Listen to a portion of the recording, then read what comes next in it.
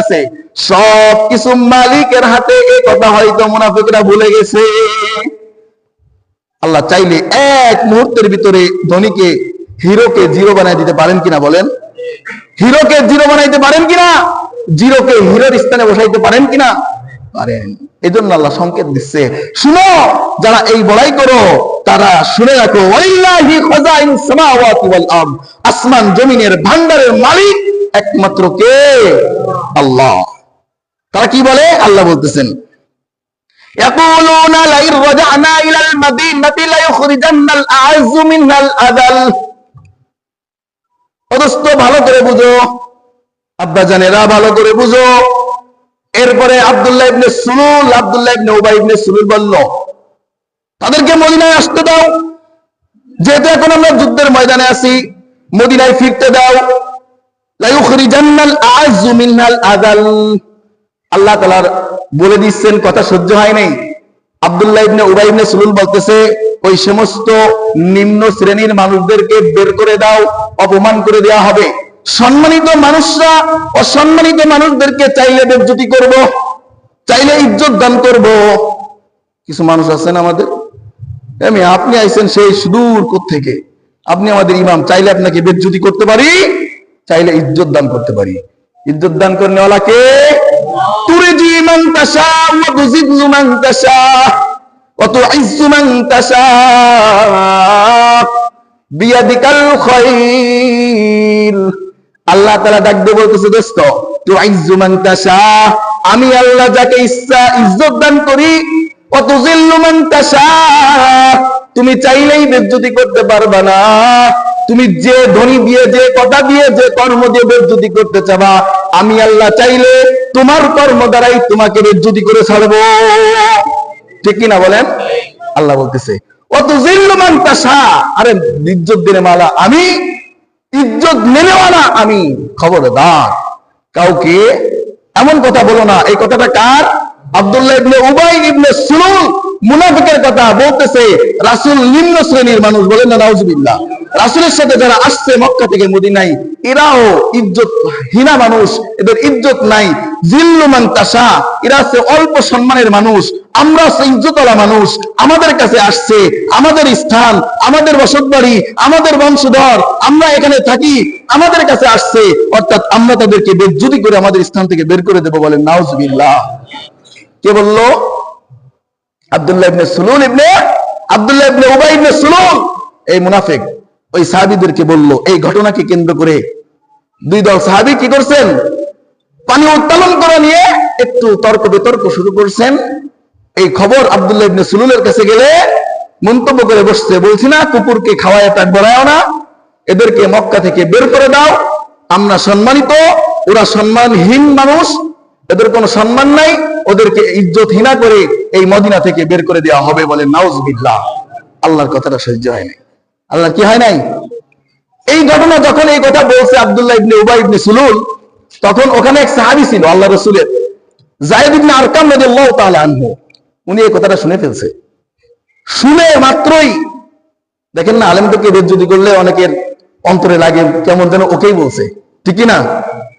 যখন আব্দুল্লাহ ইবনে উবাই এই কথা বলছে, যায়েদ ইবনে আরকাম রাদিয়াল্লাহু তাআলা আনহুর অন্তর খণ্ডিত হয়ে গেছে, সহ্য করতে পারে নাই, দৌড়ায় চলে গেছে রাসূলের দরবারে। ইয়া রাসূলুল্লাহ, ইয়া হাবিবাল্লাহ, ইয়া রাসূলুল্লাহ, ইয়া হাবিবাল্লাহ, আব্দুল্লাহ ইবনে উবাই ইবনে সুলুল আপনার সম্পর্কে, মুহাজির সাহাবী সম্পর্কে এই কথা বলছে। আরসালাল্লাহু রাসূলুল্লাহ সাল্লাল্লাহু আলাইহি ওয়াসাল্লাম ইলাইহি, রাসূল সাল্লাল্লাহু আলাইহি ওয়াসাল্লাম কথা শোনা মাত্রই আব্দুল্লাহ ইবনে উবাইকে ডেকে পাঠাইলেন, যাও আব্দুল্লাহ ইবনে উবাইকে বলো আমার দরবারে আসতে, রাসূলের কাছে আসতে। রাসূল তাকে স্মরণ করেছে, তাকে ডেকে পাঠাইছে। আব্দুল্লাহ ইবনে উবাই খবর শোনা মাত্র বুঝতে পারছেন, দাল মে কুছ কালা কালা হে, ঠিক কি না? কিছু একটা ঘটছে। মাত্রই আমি মন্তব্য করছি, রাসূলের কানে কথাটা চলে গেছে। আহা, আব্দুল্লাহ ইবনে উবাই আসছে রাসূলের দরবারে, এসে বলছে, ইয়া রাসূলুল্লাহ, ইয়া হাবিবাল্লাহ, আনতা সাইয়্যিদুনা ওয়া নাবিয়্যুনা ওয়া শাহিদুনা, ইয়া রাসূলুল্লাহ, আপনি আমাদের নেতা, আপনি রাসূল, আল্লাহর রাসূল, আপনি হক, আপনি নেতা, আপনি শ্রেষ্ঠ। কে বলতেছে? আব্দুল্লাহ ইবনে উবাই ইবনে সুলুল।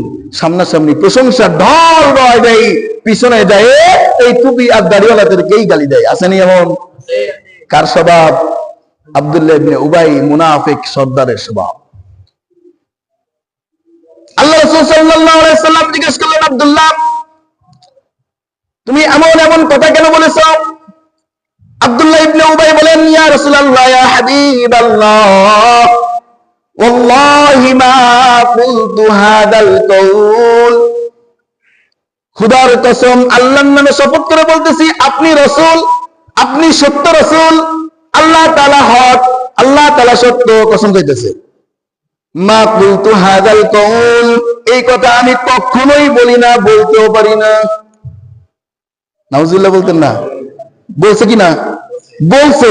এরপরে এসে আবার মিথ্যা বলছে রাসূলের সামনে, কসম করে আল্লাহর নামে, রাসূলের নামে। রাসূলকে আবার সাক্ষ্য দিচ্ছে, আল্লাহ তাআলা উঠাই দিয়েছে। দেখেন কত মজার। যখন পড়ি তখন আসলে ভিতরে কাজ করে, আবার কিছু মানুষের জন্য কষ্ট লাগে, কিছু মানুষের জন্য কষ্ট লাগে, আবার অবাক লাগে। ইযা জাআকাল মুনাফিকুনা ক্বালু নাশহাদু ইন্নাকা লারাসূলুল্লাহ। এই মুনাফিকরা আপনার সামনে আসবে, আপনাকে প্রশংসা করবে, সাক্ষ্য দিবে, আপনি রাসূল, আপনি সত্য, আল্লাহ হক, আল্লাহর পক্ষ থেকে আসছেন, কুরআন সত্য, কুরআন, কিন্তু পিছনে যায় আপনারই বদনাম করবে। আল্লাহ তাআলাই বলে দিচ্ছেন। যখন এই কথা বললো, তখন আল্লাহ রাসূল সাল্লাল্লাহু আলাইহি সাল্লাম তো ওই স্থানে ছিলেন না, নিজে কানে শুনেন নাই, শুনছেন?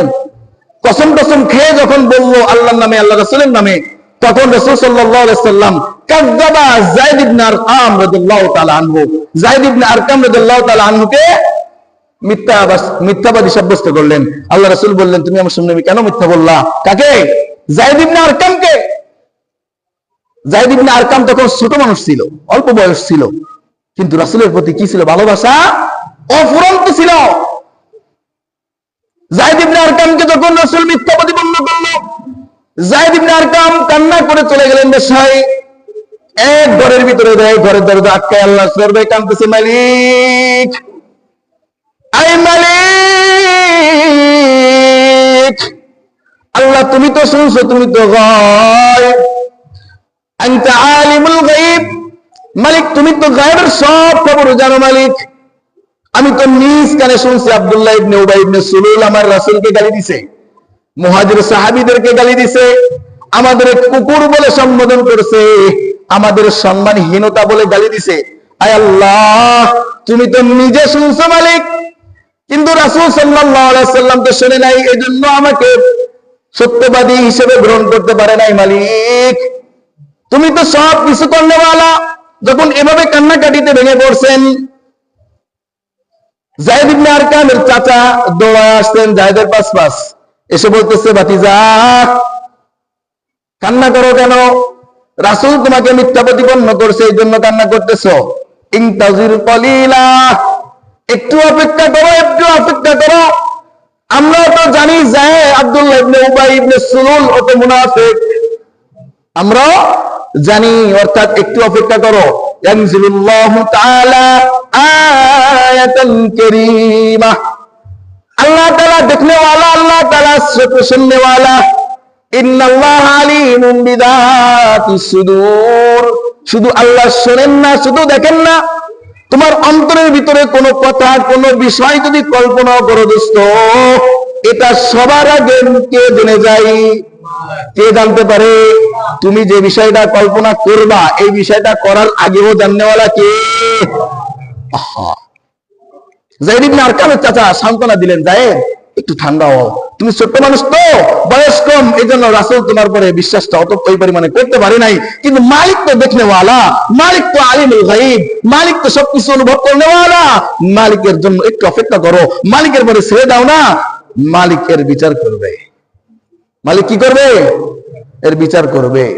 এই জন্য দোস্ত বলি, মালিকের উপরে যদি ছেড়ে দেওয়া হয় কোনো বিষয়, দোস্ত কারোর চোখের পানির কারণ হয় না। দোস্ত যদি ওই ব্যক্তি তোমার বিরুদ্ধে চোখের পানি ছেড়ে দিয়ে সিজদায় যদি মালিকের কাছে বিষয়টা অর্পণ করে দেয়, আহা, এই জন্য কারোর চোখের পানি হয় না।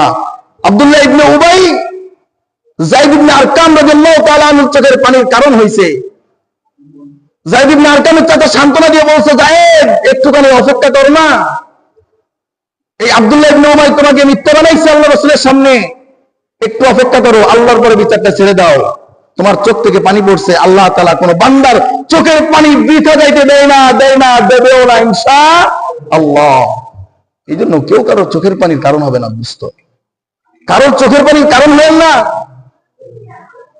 কোন কথায়, কোন কাজে, কোন লেনদেনে, কোন সম্পর্কে, কোন ব্যবহারে কাউকে মনে এমন আঘাত দেন না যে আপনার বিরুদ্ধে আল্লাহর দরবারে মামলা দায়ের করে চোখের পানি ছেড়ে দেয়। আল্লাহ তাআলা আর সহ্য করতে পারেন নাই, জিবরাইল আলাইহিস সালাতু ওয়াস সালামকে পাঠিয়ে দিয়েছেন, যা আমার হাবিবের কাছে যা, যা আমার হাবিবের কাছে যা, দোস্তের কাছে যে ওহী নিয়ে যা, বল যে আজকে আল্লাহ তাআলা আপনার উপরে একটা স্বতন্ত্র একটা জাতির জন্য, একটা মানুষের জন্য, একটা সিফাতওয়ালা জাহান্নামীর জন্য একটা সূরা নাযিল করবে। এই সূরার নাম মালিক নিজে রেখে দিয়েছে, এই মানুষগুলোর নাম মালিক নিজে রেখে দিয়েছে, এই সিফাত ও গুণওয়ালার স্থান আল্লাহ নিজে প্রস্তুত করতেছে। যা যা যা যা আমার দোস্তর কাছে যা, আমার দোস্তর কাছে যে বল, ইদা জাআকাল মুনাফিকুন ক্বালু নাশহাদু ইন্নাকা লারাসূলুল্লাহ ওয়াল্লাহু ইয়ালামু ইন্নাকা লারাসূলুহু ওয়াল্লাহু ইয়াশহাদু ইন্নাল মুনাফিকিনা লাকাযিবুন। আল্লাহর পক্ষ থেকে জিবরাইল উপস্থিত, ইয়া রাসূলুল্লাহ, ইয়া হাবিবাল্লাহ, আল্লাহ তাআলা আপনাকে স্মরণ করছে, বিশেষ একটা খবর দিছে। ইদা জাআকাল মুনাফিকুন, একদল মুনাফিক আপনার সামনে আসবে, ক্বালু ইন্নাকা লারাসূলুল্লাহ, আপনার নামে শপথ করবে, আপনাকে সত্য নবী বলে সাক্ষ্য দান করবে, আল্লাহর নামে শপথ করবে এবং বলবে, আল্লাহু ইয়াশহাদু ইন্নাল মুনাফিকিনা লাকাযিবুন, আল্লাহ নিজেই সাক্ষী দিচ্ছে এই ব্যক্তি মুনাফিক। নাউযুবিল্লাহ কইতেন না? আল্লাহ নিজেই সাক্ষী দিচ্ছে, এই যে আপনার সামনে বসে আছে, এই যে আপনার সামনে সাক্ষ্য দিল, এই যে কসম করলো, আপনাকে সত্য নবী ঘোষণা করলো, এই ব্যক্তি মুনাফিক। কে বলতেছে? আল্লাহু ইয়াশহাদু, আল্লাহ সাক্ষ্য দিচ্ছে, ইন্নাল মুনাফিকিনা লাকাযিবুন, এই মুনাফিক মিথ্যা বলতেছে। যায়েদ ইবনে আরকাম মোটেও মিথ্যা বলতেছে না। আল্লাহ তাআলা দিলেন, পরে বলতেছেন, ইত্তাখাযু আইমানাহুম, আপনি যে তার কসম শুনে আপনার নামে কসম করলো, আল্লাহর নামে কসম করলো, এই কসম গুলো যে শুনে আপনি বিশ্বাস করলেন, শুনেন এই মুনাফিকরা কসমকে গ্রহণ করে তাদের ডাল স্বরূপ, মিথ্যা কথাকে সাব্যস্ত করার জন্য কসম কাটে। কে বলতেছেন? ইত্তাখাযু, তারা গ্রহণ করে, আইমানাহুম, তাদের কসমকে, জুন্নাতান, কি করার জন্য? ডাল স্বরূপ, মিথ্যাকে সাব্যস্ত করার জন্য, তাদের কথাটাকে প্রমাণ করার জন্য তারা কি করে? কসম করতে থাকে, কথায় কথায় কসম করে, মিথ্যা কথা বলে আরো ডবল ডবল কসম করে। চোখ শুয়ে বলতেছি, মাথা শুয়ে বলতেছি, সন্তানের মাথায় হাত দিয়ে বলতেছি, মরা বাপ মায়ের নামে কসম করতেছি। আসেনি এমন পার্টি? আসেনি এমন পার্টি? আছে। শুনে রাখেন, কসমের বিধান, কসমের বিধান আল্লাহ তাআলা, আল্লাহ রাসূল অধিকাংশ হাদিসে, অধিকাংশ আয়াতে আল্লাহ কসম খাইছে, আল্লাহ রাসূল কসম খাইছে। কিন্তু এই কসমের ভিতরে একটা বিষয় পরিলক্ষিত, মানুষের জন্য, মাখলুকের জন্য, ভালো করে বুঝেন, মাখলুকের জন্য, অর্থাৎ আল্লাহ সৃষ্টি, আল্লাহ ব্যতীত যারাই আছে সবার জন্য